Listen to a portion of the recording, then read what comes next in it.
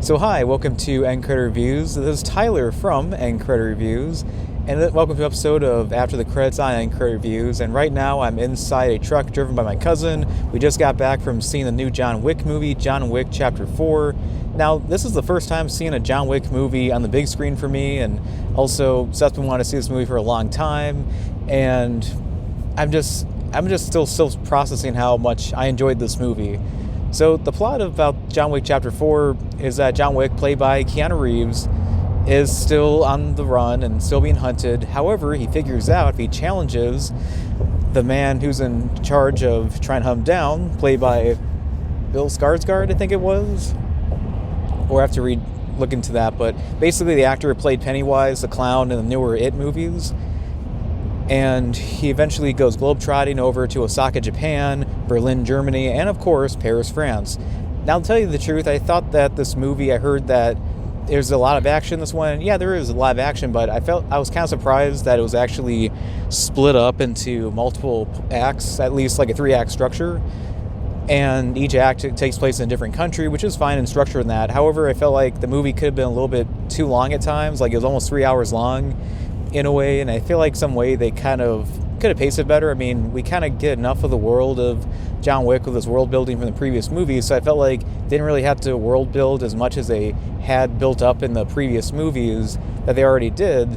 So I just found that just slightly redundant. And in the third act of the movie, without trying to spoil anything, there's a moment where someone's falling down like a flight of stairs. It's supposed to be serious, but it comes off as mildly comical. But this movie overall, excellent action. I really love the fact that they actually go out of their way to actually do fight choreography, which is great in a way, because I hate all these movies where everything's like a close-up shot or a shaky cam just to hide bad fight choreography that we saw in like the 2010s. But I like how this movie in particular really goes out of its way to try to get the action scenes. Not only can you tell what's going on, but you can tell they really dedicate themselves a lot to this movie. And I also like some of the other cast members. Their names are escaping me at the moment right now because I'm just recording on my phone. I don't really have access to my computer right now. But anyway, I do like how there's a character who's blind who was played by Donnie Yen, I think it was. And I recognize the actor. I'm sorry I mispronounced his name. And Donnie Yen is this blind man named Kane. And you may best know him as not only the Ip Man in the Ip movies, but he also played the blind guy who was also great at fighting with the staff in Rogue One, a Star Wars story. And yeah, there's a bunch of actors I recognize too, mainly that of Clancy Brown as a side character. And I know him because he's a veteran voice actor. He voice acted many characters, most notably Mr. Krabs on SpongeBob SquarePants and Lex Luthor on both Superman the Animated Series and Justice League Unlimited. So that was... Alright, so sorry about that. So I was recording, and right in the middle of the ride, for some reason or another, there was some technical issue. So I'm just going to record the rest of it like I usually would on the professional microphone on my computer. So the thing that also stuck out to me in this movie that really made me feel happy was how much that they actually did film in Paris, France. And that was kind of meta because I was just there last year on a vacation, and just seeing these various locations, especially at the Louvre, where, yeah, it's incredible just seeing it in person.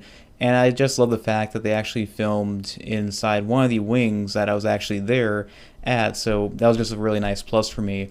Also, it's sad to know that Lance Reddick, the actor who played the concierge in those movies, recently passed away, and apparently he's going to be in another John Wick related movie called Ballerina, which is a spin-off in the John Wick series, so rest in peace to that actor. And I know that he was also in Godzilla vs. Kong, but his parts were basically mostly removed from the movie for time, so he was just barely in the movie, and he did get credit at least for that. So as for John Wick Chapter 4, I think it's a very good time. It's a very good movie too, but I do feel like some of the stuff that kind of brings it down a little bit is maybe the runtime, and maybe the first 2 action scenes are kind of like stuff we already kind of seen before in the other movies, but that third act was very excellent, and the crowd, without trying to spoil anything, the crowd that I was with was laughing and cheering at the end of that movie.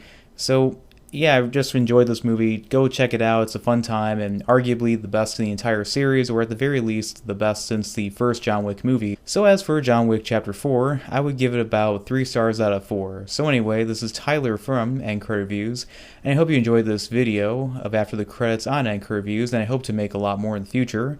Please like and subscribe.